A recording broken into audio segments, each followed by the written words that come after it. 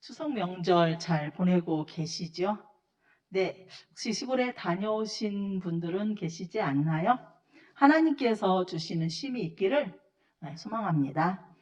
우리는 계속해서 한 가정에서 일어난 일을 통해 하나님께서 우리를 어떻게 사랑하시고 이끄신지를 말씀을 통해 보게 됩니다. 풍요로움을 찾아 타국으로 갔다가 모든 것을 잃고 돌아온 나오미와 룻은 보아스의 보살핌으로 많은 양식을 얻어 지내게 됩니다. 그리고 이제 나오미는 룻을 위해 어떠한 계획을 세우게 됩니다. 나오미는 룻에게 내가 너를 위하여 안식을 구하여 너를 복되게 하여야 하지 않겠느냐라고 말을 합니다. 그리고 이 말은 삶의 현장에서 지치고 힘든 룻을 위해 룻이 쉴 수 있는 곳을 찾아 기쁨을 누리며 살도록 하겠다는 말입니다. 나오미가 말한 안식에 대해서 먼저 잠깐 살펴보고 가도록 하겠습니다. 하나님께서는 이스라엘 백성들에게 약속의 땅에서 안식을 누리도록 가나안 땅에 가서 가나안을 정복하라고 명령하셨습니다. 이스라엘 백성은 가나안인들과 싸움을 통해 가나안 땅을 정복해 갔고 그곳에서 안식을 누리며 살게 되는 것입니다. 그런데 이스라엘 백성들이 싸울 때 그들을 위해 친히 싸우신 분이 계십니다. 그분이 바로 하나님이십니다. 하나님께서는 이스라엘 백성들을 위해 친히 싸우셔서 가나안 땅을 정복하도록 하셨기 때문에 가나안 땅에서 이스라엘 백성들은 바로 하나님 주시는 안식을 누리며 살아가는 것입니다. 이것은 안식은 하나님이 주시는 것이기 때문입니다. 그러나 그렇게 정복한 가나안 땅에서 사사기 시대에 과부가 안식을 누릴 수 있는 제도는 없었습니다. 따라서 과부인 룻이 안식을 누릴 수 있는 길은 오직 룻이 재혼한 남편으로부터 안식을 누리는 것입니다. 나오미가 룻에게 안식할 곳을 구하여 너를 복되게 하겠다는 말은 그래서 바로 룻이 재혼하여 남편을 통해 쉼과 평안을 얻고 기쁨을 누리게 하겠다라는 이 뜻입니다. 룻은 이방 땅에 와서 홀 시어머니를 모시기 위해 남의 밭에 가서 이삭을 주우며 봉양을 했습니다.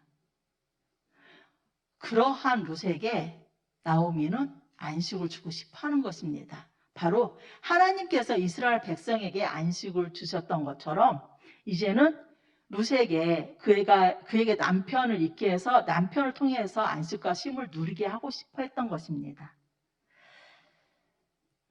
그런데 우리는 나오미의 형편을 좀 살펴봐야 할 것 같습니다. 이렇게 얘기하면서 어떤 상황인지 우리 성도님들은 다 알고 계시죠. 나오미에게는 모든 걸 다 잃고 룻밖에 없었습니다. 잘 아시는 것처럼 나오미는 룻으로 힘을 얻고 살아갔던 사람입니다. 만약에 룻이 없다면 그가 얼마나 외롭고 쓸쓸한 삶을 살아가야 되는지는 우리가 감히 상상해 가는 상황입니다. 그런데도 나오미는 룻을 위해 자신을 떠나 룻이 쉼을 얻고 기쁨을 누리기를 원했습니다. 나오미는 자신의 처짐보다 오히려 룻의 안식과 기쁨이 더 중요했던 것입니다. 룻을 사랑하는 마음이 크기에 그가 평안과 쉼을 통해 기쁨을 누리기를 원했던 것입니다. 그래서 나오미는 룻에게 이제 룻이 어떻게 해야 되는지를 말씀을 합니다. 나오미의 말을 다 들은 룻은 나오미가 시키는 대로 순종을 합니다. 우리가 5절 보고 6절을 봤는데 6절 말씀에 보면 그가 타작 마당에 내려가서 시어머니의 명령대로 다 행하니라 라고 말씀을 합니다. 라고 말씀하고 있습니다. 시어머니 나오미가 말한 대로 그대로 순종하고 있다는 것을 볼 수 있습니다. 그런데 우리가 아는 것처럼 룻은 이방 여인입니다. 룻이 나오미의 말대로 순종하는 것이 결코 쉽지는 않았을 거라는 생각이 듭니다. 룻은 이방 여인이었고 계대 결혼은 이스라엘에게 있는 제도입니다. 전에 말했듯이 고엘 제도는 하나님께서 이스라엘 백성들에게 주신 제도입니다. 그리고 고엘 제도 속에 바로 이 계대 결혼이 있는 것이지요. 이 계대 결혼을 해야 하는 룻에게는 아마 이 일이 참 두렵고 떨렸던 일이었을 것이라고 생각을 합니다. 아무리 이스라엘에 있는 제도라고 하지만 이방 여인으로 이 일을 행하기는 쉽지 않았을 것입니다. 더구나 룻이 청혼을 지금 나오미가 하는 말 동안 보면은 룻이 가서 청혼을 해야 되는 상황이 되는 것이죠. 이 일이 결코 쉽지는 않았겠지만 룻은 나오미가 하는 말에 대해서 어떠한 대꾸도 하지 않습니다. 그리고 그대로 순종을 하는 것을 보게 됩니다. 시어머니의 말에 그대로 순종하고 있는 것입니다. 그리고 룻은 시어머니의 말대로 보아스가 먹고 마시고 기분이 좋은 상태에서 자리에 눕는 것을 기다렸다가 가만히 가서 그의 발치에 눕습니다. 밤에 자다가 한 여인이 자기 발치에 있는 것을 알았던 보아스는 엄청 놀랐겠죠. 깜짝 놀라서 그 여인한테 누구냐고 묻자 룻은 자기는 룻이고 당신이 바로 우리의 기업 물을 자라고 이야기를 하고 있습니다.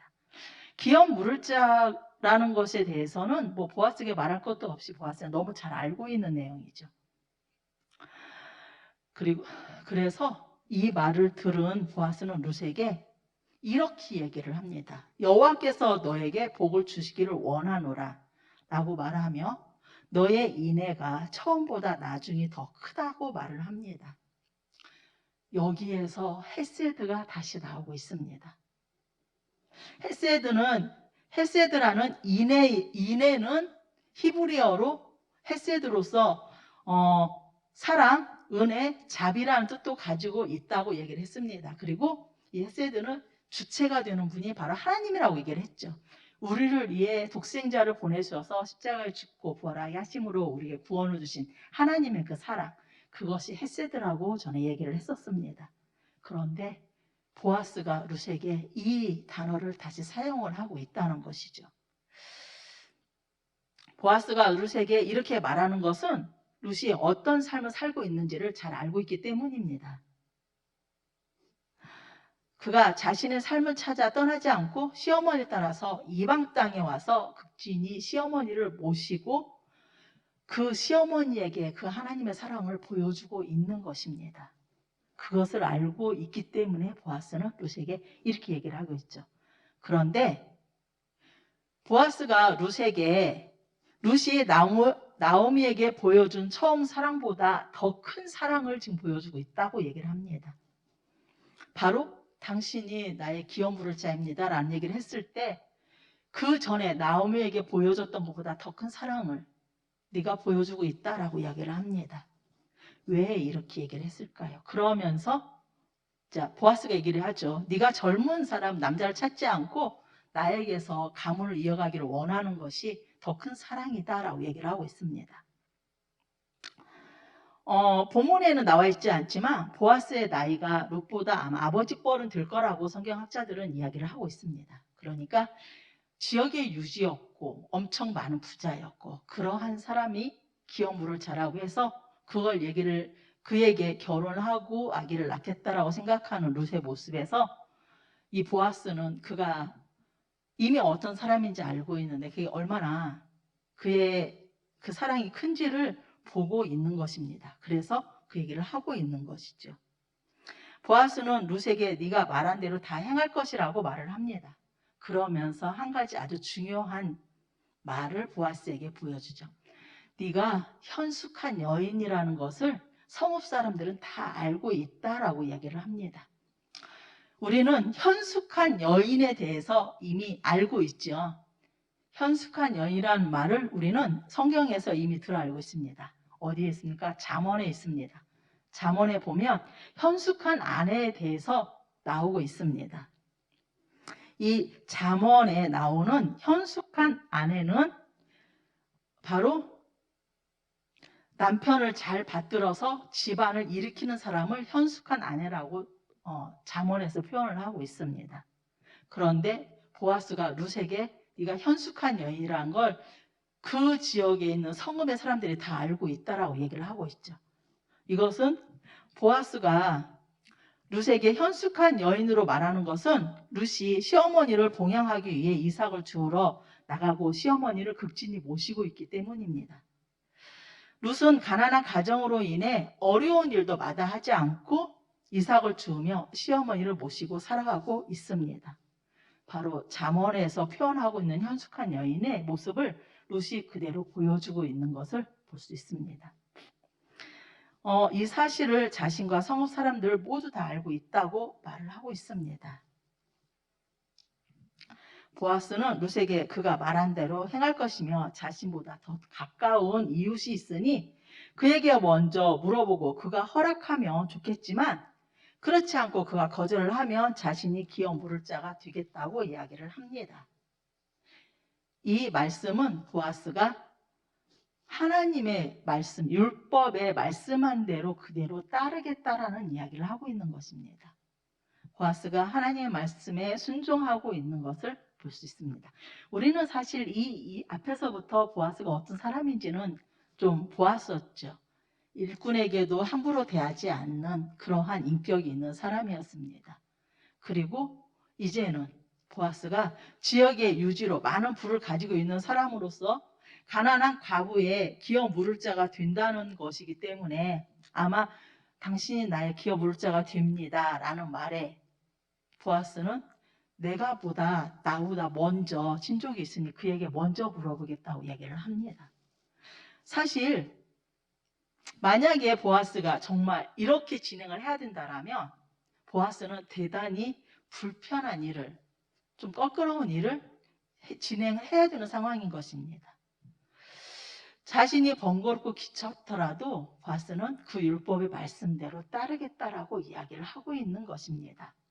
보아스는 더 가까운 친족에게 가서 기어 물을 자의 책임을 다할 것인지 물어보고 만약 그가 기어 물을 자의 책임을 완수하겠다고 하면 그건 정말 좋은 일이다. 그러나 그가 만약 거절을 하겠다면 그때에는 내가 기어 물을 자로 내가 하나님의 이름을 두고 맹세하겠다라고 얘기를 합니다. 무슨 얘기예요? 반드시 시행할 것이며 너의 기어 물을 자의 일이 진행되도록 하겠다는 얘기입니다. 그가 철저하게 하나님 앞에서 그 말씀대로 따르겠다라는 말씀입니다. 그런데 우리가 말씀을 보면서 보아스가 하나님 여호와의 이름으로 맹세하는 것을 보게 되죠. 구약의 백성들은 반드시 약속을 지키겠다라고 얘기를 할 때 그들은 여호와의 이름으로 맹세를 했었습니다. 이 말은 약속을 지키지 않으면 여호와께서 내리는 어떠한 벌이라도 달게 받겠다는 뜻입니다. 그런데 세월이 흘러가면서 사람들은 여호와 이름으로 맹세하는 것에 대해서 자신의 신앙과 자신의 경건함을 나타내는 하나의 도구로 사용이 되어졌습니다. 그러다 보니까 시간이 흘러가면서 맹세를 남발하게 되었고 예수님은 여기에 대해서 지적을 하고 계시죠. 그래서 그 어떤 것도 맹세하지 말라고 말씀을 하고 계십니다. 우리는 보아스가 자신의 유익을 따라 자신의 편리함을 따라 행하지 않는 것을 보게 됩니다. 오직 율법의 말씀을 따르며 기어 물을 자의 책임을 다하기를 원하는 것입니다. 이것은 믿는 사람들이 반드시 순종해야 되는 말씀인 것입니다. 우리는 세상 살아가면서 의도도 과정도 좋아해야 한다는 것을 많이 이야기를 합니다. 그러나 많은 사람들이 의도가 좋다라며 과정은 가볍게 여겨도 된다고 생각하는 사람들이 참 많습니다. 때로는 결과가 좋기 때문에 결과가 좋으면 의도든 과정이든 상관없이 결과가 잘 나왔잖아 라고 이야기할 수 있습니다. 사실 이렇게 많은 사람들이 믿는 사람들 얘기를 많이 하고 있죠. 그러나 성경은 절대 그렇게 이야기하고 있지 않습니다.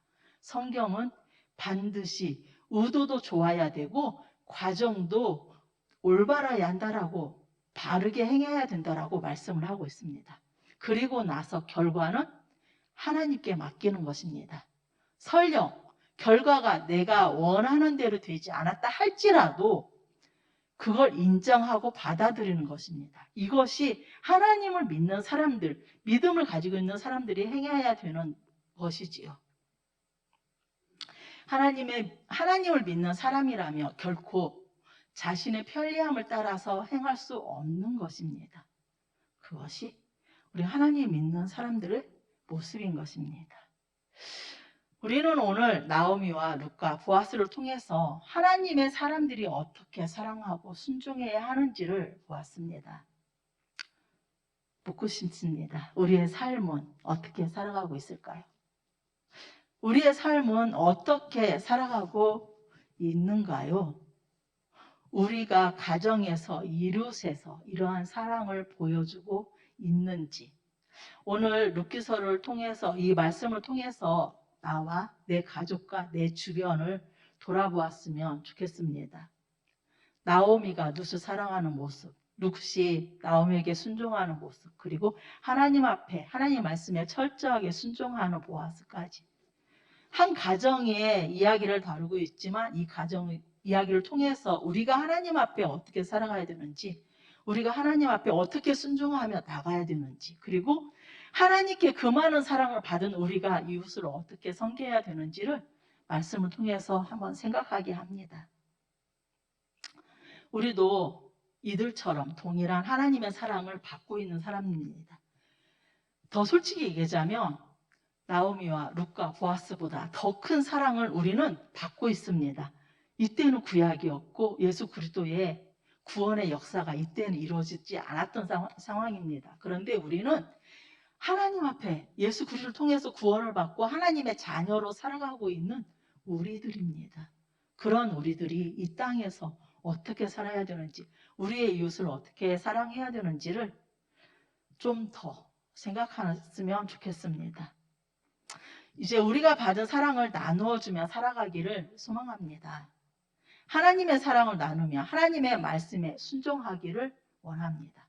그래서 나로 인해서 내 주변이, 내 가장 가까운 내 가족이 행복할 수 있었으면 좋겠습니다. 나로 인해서 내 주변이 좀 더 좋아지는 상황이 되었으면 좋겠습니다. 예수님을 믿는 사람들로 인하여서 그 주변이 좋아지고 행복해지고, 그래서 그 사랑이 나누어짐으로 예수님을 믿는 사람들에게 더 많은 사람들이 다가갈 수 있는 우리의 삶이 그러한 삶이 되기를 기도합니다. 그래서 우리를 통해서 우리가 받은 그 하나님의 사랑을 이웃에게 나누어주고 그 사랑을 보여주는 저와 우리 모든 성도님들이 되기를 기도합니다. 아멘. 기도하겠습니다.